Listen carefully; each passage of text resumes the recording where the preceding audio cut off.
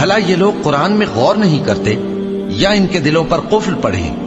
جو لوگ راہ ہدایت ظاہر ہونے کے بعد پیٹ پھیر گئے، شیطان نے یہ کام ان کو اچھا کر کے دکھایا اور انہیں لمبی عمر کا وعدہ دیا۔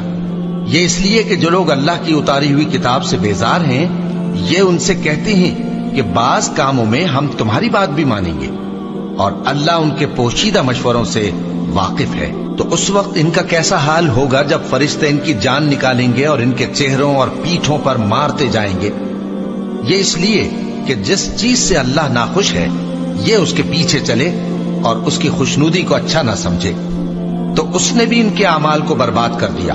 کیا وہ لوگ جن کے دلوں میں بیماری ہے یہ خیال کیے ہوئے ہیں کہ اللہ ان کے کینوں کو ظاہر نہیں کرے گا؟ اور اگر ہم چاہتے تو وہ لوگ تم کو دکھا بھی دیتے اور تم ان کو ان کے چہروں ہی سے پہچان لیتے۔